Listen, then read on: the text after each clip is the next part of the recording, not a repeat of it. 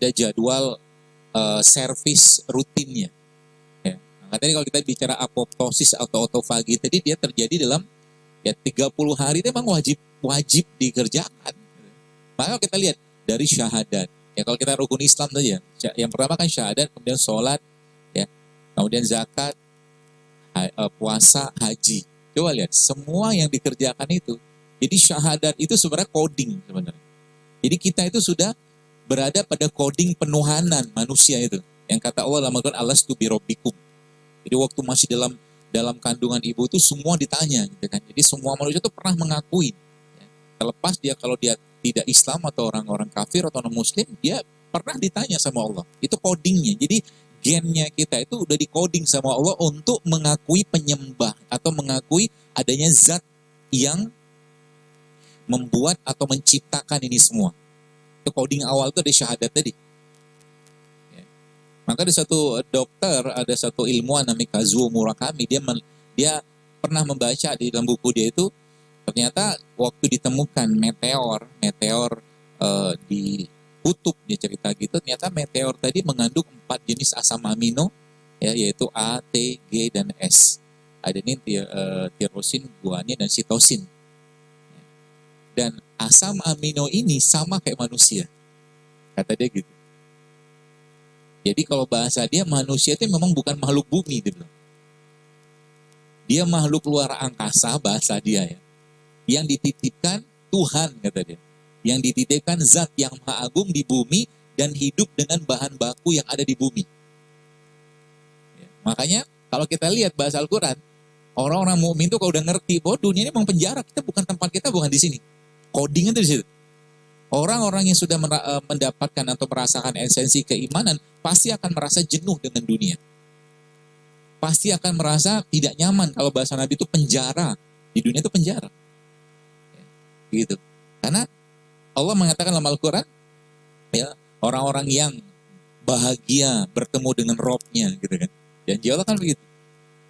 Maka Allah juga bahagia untuk bertemu dengan mereka. Itu coding awalnya itu. Ya, coding awalnya. Jadi dalam gen kita ini ada gen ketauhidan. Ya. Ada gen yang mengakui, kata si Kazuo itu dikatakan, ini gak mungkin kerjaannya manusia, dia bilang. Gak mungkin. Karena ada, bayangkan, kalau sekarang kita dibuka badan kita ini, ya, kita dibuka badan kita ini sekarang, atau sebelum kita masuk ke mikronya lah, kita bahas tentang tadi mungkin teman-teman Bapak Ibu sekalian di sini yang makan siang tadi. Ketika Anda makan, ngambil makanan, masuk ke tenggorokan, dan sudah masuk katakanlah ya setengah jari kita kayak begini, sudah nggak ada lagi peran kita di situ.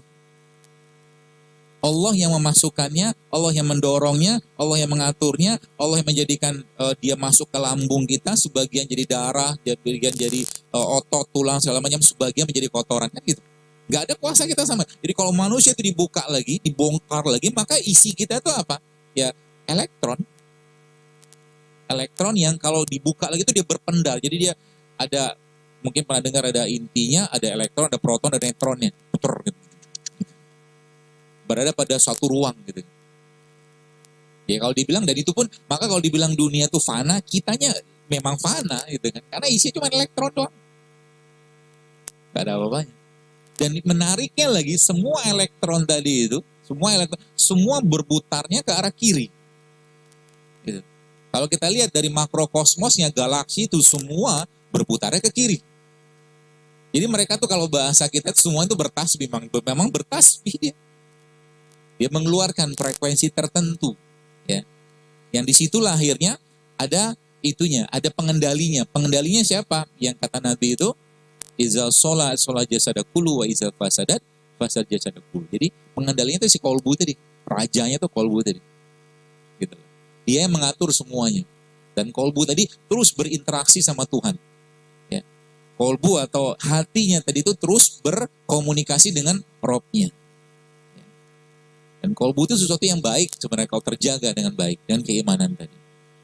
Jadi itu tadi apa namanya syahadatnya. Kemudian yang kedua sholat. Sholat sering disampaikan, sholat itu stretching ya, dan relax yang paling baik.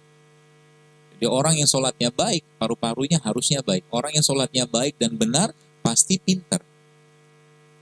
Kenapa pintar? Ya, salah satu gerakan sholat itu kan yang kita tahu bahwa sujud itu kan gerakan di mana bagian dari otak kita ini kan bagian yang paling susah mendapatkan asupan oksigen secara optimal. Maka disuruh sujud. Semakin banyak sujudnya semakin pintar. Gitu. Orang yang katakanlah takbiratul ihramnya benar, pasti paru-parunya sehat, jantungnya sehat. Gitu. Tapi tadi kita tidak melakukannya untuk sehat. Gitu. Maka para ulama aja kalau kita lihat ya, beberapa imam-imam besar itu masya Allah sehari bisa 300 rakaat sholatnya. Ya, luar biasanya. Karena emang dalam sholat itu banyak sekali utamaannya. Ya. Jadi terus ada lagi waktu-waktu sholat tadi. Kemudian ada lagi sholat. Kemudian lagi zakat. Ya. Zakat itu proses pencucian sebenarnya kan. Yang dicuci apa? Kolbunya dicuci, raganya pun dicuci dengan menghilangkan keterkaitan atau ketergantungan sama dunia. Kemudian yang terakhir puncaknya kan haji. Haji itu ibadah apa? Ibadah fisik. Tapi sebenarnya di situ juga ada ibadah kolbunya. Kata Allah dalam Al-Quran, wala rafasa wala fusuk wala jidala fil hajj. Jangan jidal, jangan rafat, jangan fusuk. Ya, jangan ngomong jorok, ya, jangan ngomong, jangan jidal, jangan berdebat, ya. Pokoknya semua yang kaitannya dengan keinginan hati, bahkan waktu haji kita dilarang berhubungan suami istri sebelum selesai tahalulnya semua. Seperti itu. Jadi ibadah yang dikerjakan ini semuanya tidak lain tidak bukan adalah cara Allah untuk mendidik hati kita atau khususnya iman kita yang pada akhirnya nanti fisiknya pasti sehat. Jadi semua kesehatan fisik itu asal muasalnya dari kolbu yang sehat. Itu dulu. Mau makan sesehat apapun, kalau orangnya masih penuh dengan hatinya, penuh dengan benci, marah, ya, dan penyakit-penyakit hati, nggak bakal makanan tadi bisa terserap dengan sempurna.